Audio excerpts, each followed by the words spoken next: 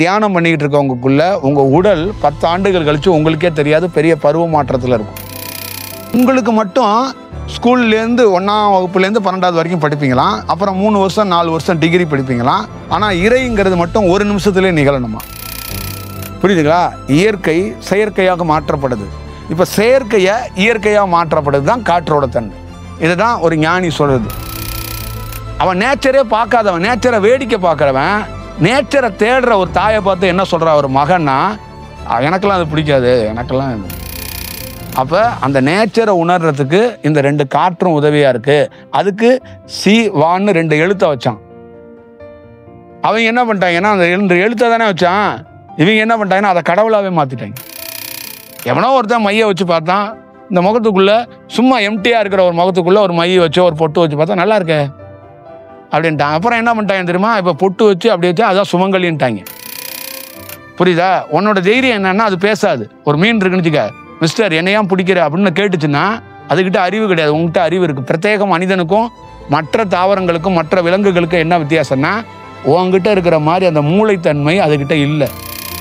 முதல் முறையாக தமிழ்நாட்டில் இந்தியாவுக்குள்ள இந்த மைதா மாவுல பரோட்டா உள்ளே வந்துச்சு. இதுதான் முதல் பாய்சன் ஃபஸ்ட்டு ஸ்டார்ட் பண்ணது. அடுத்தது நூடுல்ஸ், ஃப்ரைட் ரைஸ். அந்த கிளைமேட்டுக்கு ஏற்ற மாதிரி சில பொருள் விளையும். அப்போ அந்த பொருள் எல்லாத்தையும் இந்த கிளைமேட்டுக்கே சம்மந்தம் இல்லாத இந்த இடத்துல உட்கொள்றதும் தவறு தான். இப்போ இந்த மாதிரி கல்கள்லாம் இந்த வெயில் பகுதியில் இருக்கிற மலைத்தொடர்களில் இருக்கிற கல்கள்லாம் எடுத்து மணல்களை எடுத்து ஒருத்தன் வீடு கட்டும்போது அவன் அந்த வீடும் தரமாக இருக்கும், அந்த வீட்டுக்குள்ளேயும் ஒரு நல்ல செயல் உருவாகும்.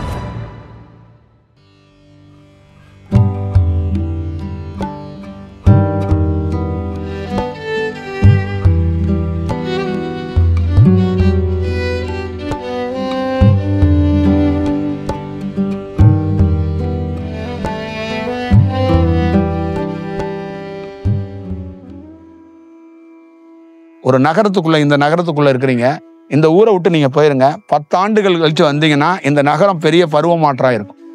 அதே மாதிரி தான் ஒரு தியானம் பண்ணிக்கிட்டு இருக்கவங்களுக்குள்ள உங்கள் உடல் 10 ஆண்டுகள் கழித்து உங்களுக்கே தெரியாது பெரிய பருவ மாற்றத்தில் இருக்கும். புரியுதுங்களா? பருவ மாற்றங்கிறது இங்கே இருக்கிற சுற்றி இருக்கிற சூழலுக்கு மட்டும் கிடையாது, உடலுக்கு நடக்குது. 5 வயசில் இருக்கிற ஒரு குழந்தை 17 வயசு ஆனான்னா அவளுக்கு ஹார்மோன் சேஞ்சில் பெரிய பருவ மாற்றத்தை சந்திக்கிறாள்ல, அதே மாதிரி தான் தியானம். வெறும் குருட்டு தியானம், குருட்டு பக்தி கிடையாது. அது சயின்ஸோட பெரிய தீவிரமானது. அது பெரிய பருவ மாற்றத்தை உருவாக்கிறோம். பெரிய எந்த கருவியும் இல்லாமல் உன்னை சுயமாக சிந்திக்க வைக்கிறோம், உன்னை சுயமாக ஒரு ஏங்க வைக்கிறோம். இந்த சுயமாக சிந்திக்க முடியாத கூட இருக்கிற குழந்தையோ கணவரோ சிங்காக முடியாது. அவங்களுடைய தாக்கம் எப்படின்னா அவங்களுக்கு ஏற்ற மாதிரி இங்கே இருக்கிற பொருள் பேசுது செய்யுது இல்லை, அதோட கனெக்ட் ஆவாங்க. இந்த பொருள் என்னன்னா, இந்த பொருளை எதை சொல்லுவாங்கன்னா பார்க்க முடியாத இறை சக்தி பொருள். இதுக்கு தான் சூட்சம வாசிம்பாங்க. ஒன்றும் இல்லாத அலைவரிசையாக இருக்கிறது. அப்போ அந்த அலைவரிசையாக இருக்கிற உங்களுக்கு ஒரு இடத்துக்கு போகணும்னு உணர்த்தும், ஒருத்தர் சந்திக்கணும்னு உணர்த்தும்.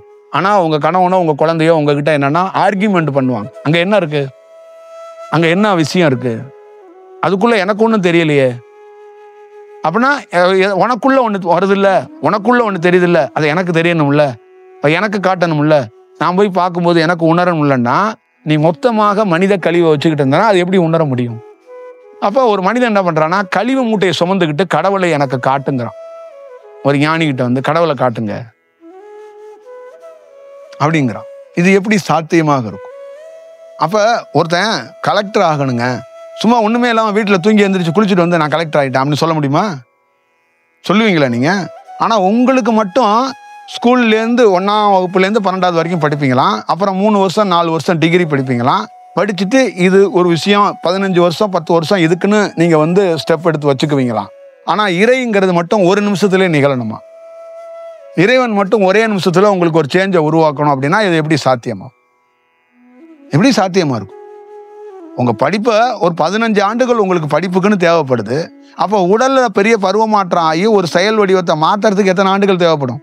நீங்கள் 1ஆம் வகுப்புக்கு போன மனநிலையும் +2ல் இருக்கிற மனநிலையும் ஒரே மனநிலையாக இருக்குது.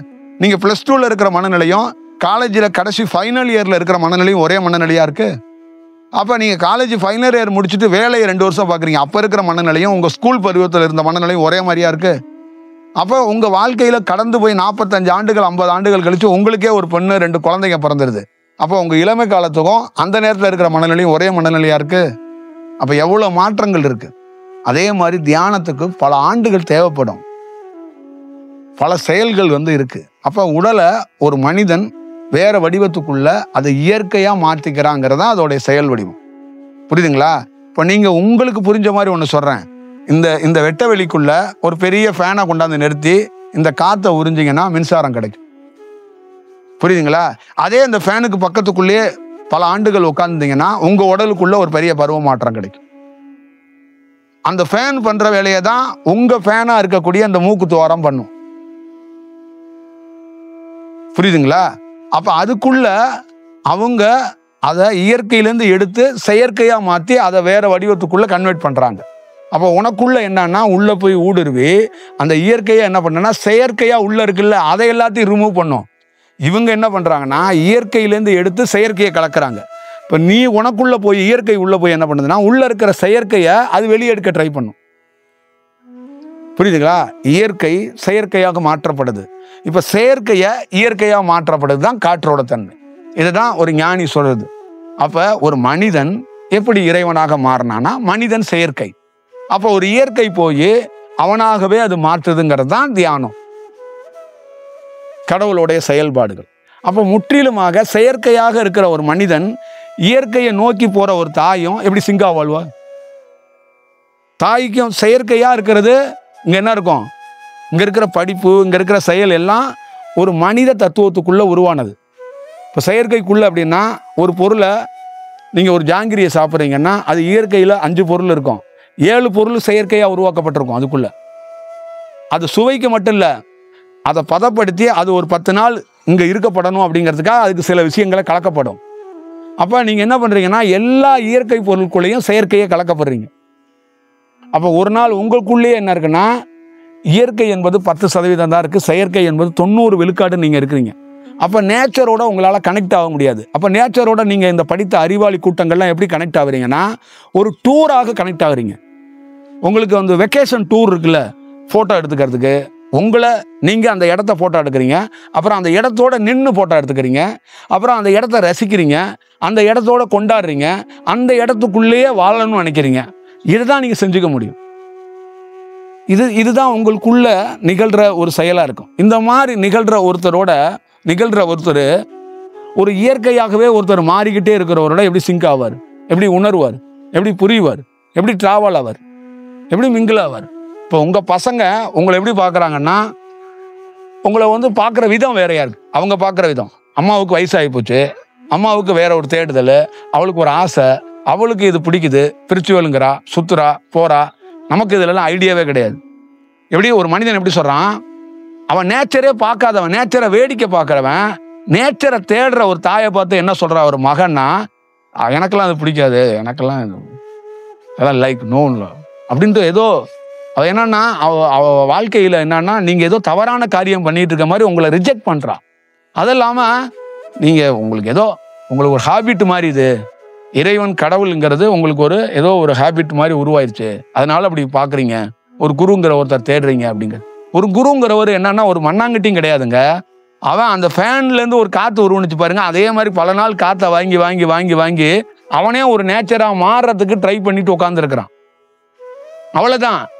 அவனை நீங்கள் குருன்னு பார்க்க வேண்டியதில்லை, அவன் ஒரு நேச்சரிசமாக மாறுறதுக்கான ஒரு வாய்ப்புகளை உருவாக்குறான். அப்போ அவனை மாதிரி ஒருத்தனை பார்க்கும்போது ஒரு நேச்சர் விஷயத்தை கிடைக்கிறதுக்கு வாய்ப்பு இருக்கும்போது இந்த ஆகாயத்தை, இந்த வெட்ட வெளியை, இந்த அண்ட சராசரத்தை, கோள்களை, இங்கே இருக்கிற சந்திரன் சூரியனை ஒரு விஞ்ஞானி போய் காட்டி நீ ஸ்கோப் வச்சு மேலே வந்து சூரியனையோ நிலவையோ நீ வந்து ஒரு நாள் வந்து நீங்கள் வந்து சூரிய கிரகணம் இருக்கும்போது பார்க்குறீங்கல்ல, அதை நீ நார்மலாகவே பார்க்க முடியும், அதை உணர முடியும். நீ ஒரு புத்தகத்தில் எவனோ ஒரு எழுத்தாளர் எழுதி வச்சிருக்கிறத எடுத்துட்டு வந்து சந்திர மண்டலத்தோட விஷயத்தை நீ படிச்சுக்கணும், அறிஞ்சுக்கிறங்கிறத நீ நேச்சராக மாறும்போது சந்திர மண்டலத்தோட தன்மை என்னன்னு உனக்கே கனெக்ட் ஆகும். இதுதான் விஷயம். அப்போ ஒரு மனிதன் இந்த உலகம் எப்படி தோன்றுச்சு அப்படின்னா செயற்கையாக தோன்றலை, இயற்கையாக தான் தோன்றுச்சு.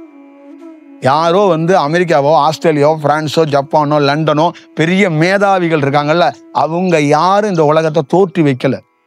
புரியுதா? அவங்கெல்லாம் பார்வையாளர்கள், படம் பிடிக்க வந்தவங்க, அந்த இடத்தோட நின்று படம் பிடிச்சிக்க வந்தவங்க. புரியுதுங்களா? அந்த இடம் அதுவா இருக்கு, ஒரு எம்டினஸ் இடத்துக்குள்ள ஒரு 10 பேர் உள்ளே போயிட்டான், போய் ஃபோட்டோ எடுக்கிறான், ரசிக்கிறான், அந்த இடத்தோட மிங்கிள் ஆகிறான், அந்த இடத்தோட வாழ்கிறான், அந்த இடத்த கையகப்படுத்திக்கணும்னு நினைக்கிறான், அந்த இடத்துக்குள்ள என்னென்ன தன்மை இருக்குன்னு ஆராய்ச்சி பண்ணுறான். இவன் தான் மனிதன். ஆனால் அந்த இடம் நேச்சராக தோணுனது, அவன் தோற்றி வைக்கல. புரியுதுங்களா? அவன் தோற்றி வைக்கவே இல்லை. அப்போ அந்த இடத்த என்ன பண்ணுறான், தான் இடமா சொந்தம் கொண்டாடி ஒரு கொடியை நட்டு வச்சிடறான்.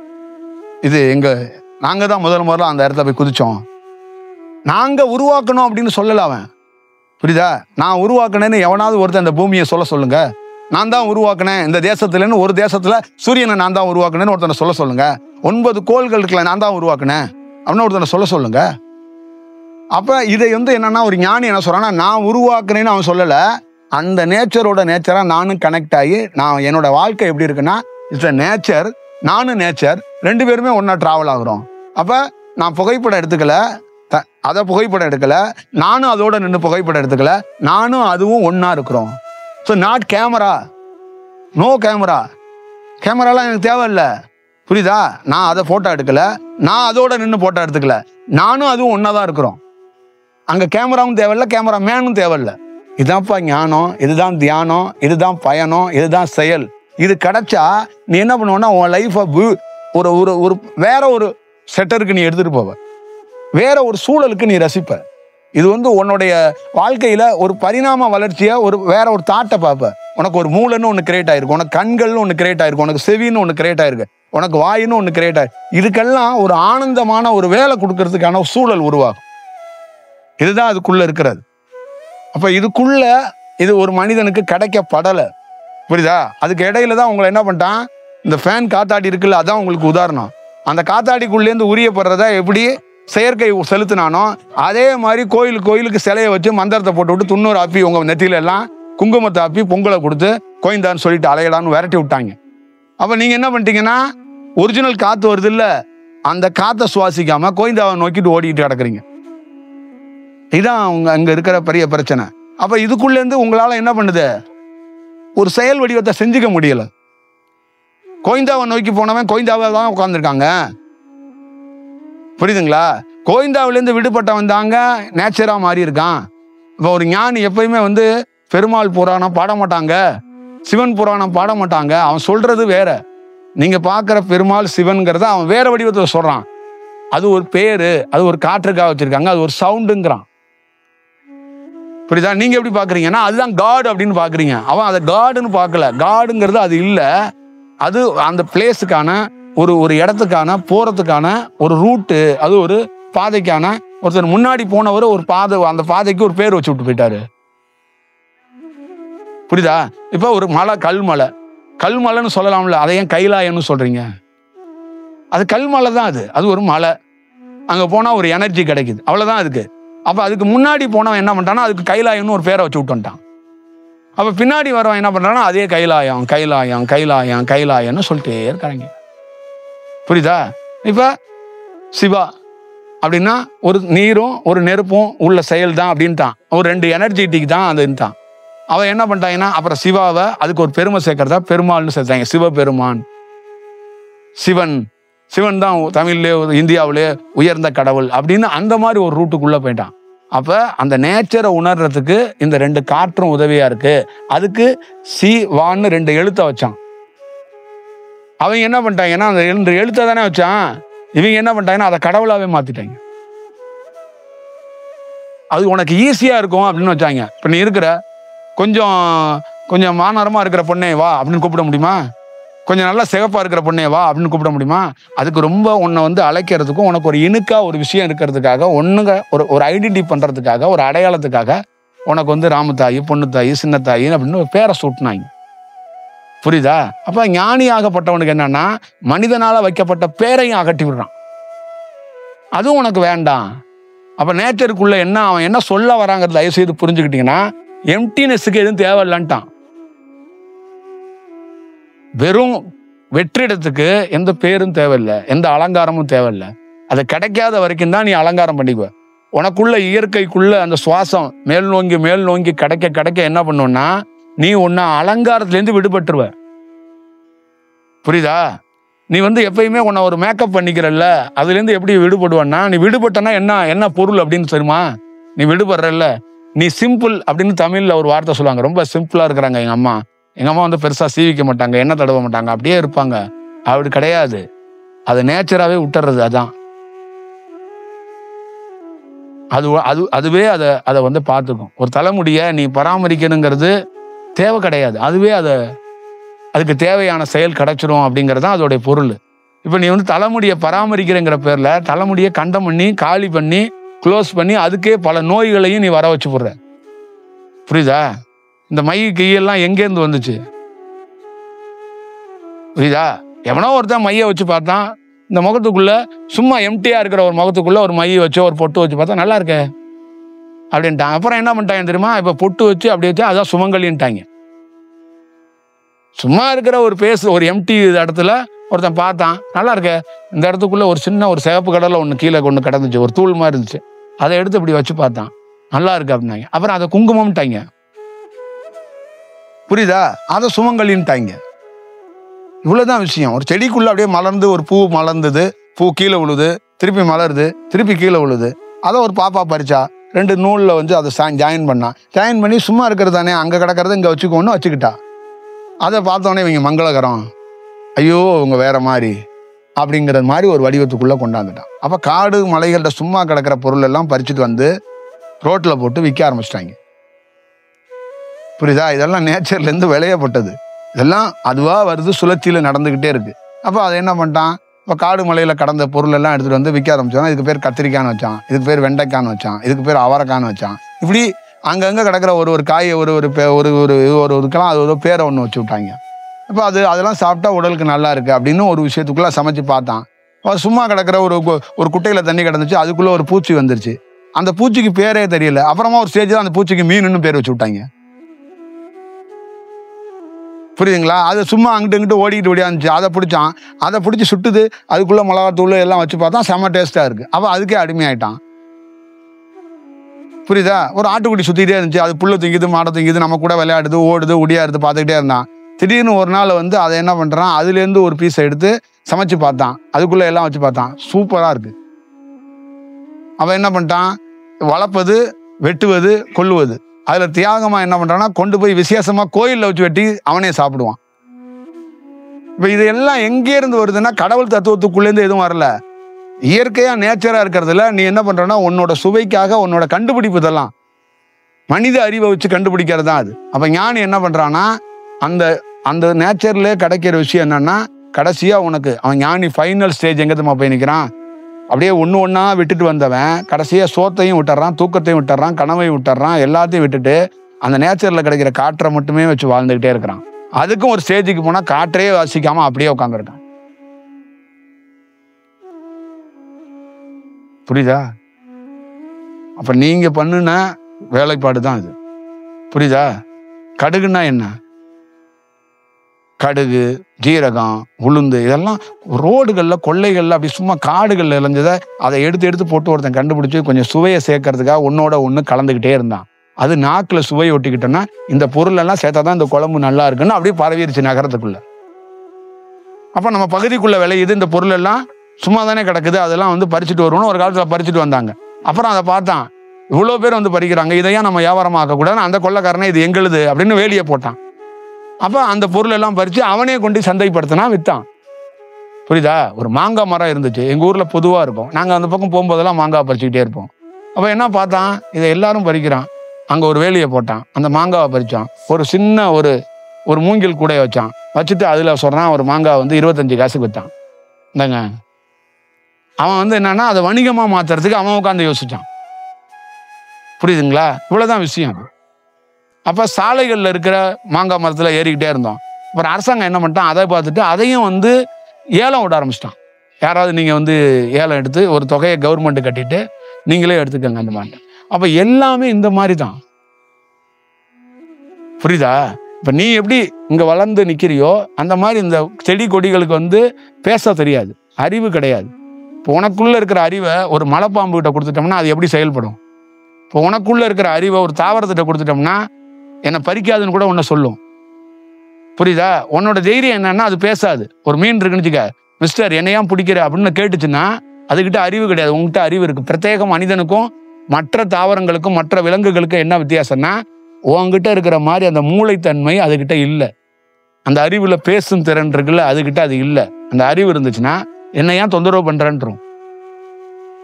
புரியுதா? என்ன ஏன் பிடிக்கிற, உனக்கு என்ன, என்ன பிடிக்க வேண்டிய என்ன அவசியம் இருக்கு அப்படின்றோம். அப்ப ஒரு உயர்ந்த ஞானி என்ன சொன்னா, இது கடவுள் போதனை கிடையாது. உன் நாக்கு சுவைக்காக, உன்னுடைய தேவைக்காக நீ கிடைக்கிற பொருள் எல்லாம் பயன்படுத்திக்கிற. புரியுதுங்களா?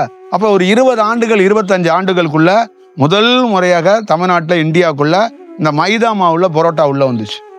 இதுதான் முதல் பாய்சன் ஃபர்ஸ்ட் ஸ்டார்ட் பண்ணது. இது வந்ததுக்கு அப்புறம் நாக்கு சுவை மாறும்போது இங்க இருந்து ஆரம்பிச்சிட்டாங்க. அடுத்தது நூடுல்ஸ், ஃப்ரைட் ரைஸ் அப்படின்னு சொல்லிட்டு எதுவுமே இந்தியா இந்த மாகாணத்தோட இந்த பகுதியோட கல்ச்சர்ல விளையிற பொருள் இல்லை. எல்லாம் வெவ்வேறு மண்ணு தாவரத்துக்குள்ள விளையிற ஒரு செயல். ஒரு சில இடத்துல சில பொருள் விளையிறது எதுக்குன்னா, அந்த வெப்ப சூழ்நிலையை பார்த்து அந்த பொருள் வந்து விளையும். அந்த கிளைமேட்டுக்கு ஏற்ற மாதிரி சில பொருள் விளையும். அப்போ அந்த பொருள் எல்லாத்தையும் இந்த கிளைமேட்டுக்கே சம்மந்தம் இல்லாத இந்த இடத்துல உட்கொள்றதும் தவறு தான். இப்போ கேரளா மாதிரி இடத்துக்குள்ள ஏன் நம்ம ஊரில் ஏலக்காய் விளையில அங்கே விளையுதுன்னா, அந்த கிளைமேட்டில் அது ஈஸியாக அது பருவமாகும். இப்போ டீ தூள் இங்கேயே போடலாம்ல, டீ தூள் திருவண்ணாமலையில் அப்படின்னா ஏன் டீ தூள் அங்கே போட மாட்டான், அங்கே வந்து கூலிங்கான பகுதியில் போடுறான்னா அதுக்கு அதிக தண்ணி இருக்கக்கூடாது, பனிப்பொழிவு மாதிரி அப்படியே இருந்துகிட்டே இருக்கணும். அப்போ அது எப்படி இருக்குன்னா, ஒரு பிரிட்ஜில் இருக்கிற மாதிரி ஒரு சில்னஸ்ஸாக இருக்கும்போது அது துளிர் விட ஆரம்பிக்கும். அதுக்கு மெயின் என்னன்னு கேட்டிங்கன்னா, அந்த டீ தூளுக்கு மேலே இருக்கிற அது வந்து அந்த துளிர் தான். அப்போ அந்த துளிர் என்னன்னா ஒரு ஈரப்பசையில் துளிர் விடுது. அப்போ ஈரப்பசை இங்கே கிடையாது. புரியுதுங்களா? இப்போ இங்கே இருக்கிற சைடில் என்ன பெரிய ரொம்ப ஃபேமஸ்னா, கல்கள்லாம் இருக்குல்ல, பாறைகள் மலைகள்லாம் இருக்குல்ல, இதுக்குள்ள ஒரு நல்ல தன்மைகள் இருக்கும். உயர்ந்த கல்கள்லேயே ஒரு நல்ல செயல்கள்லாம் இருக்கும்.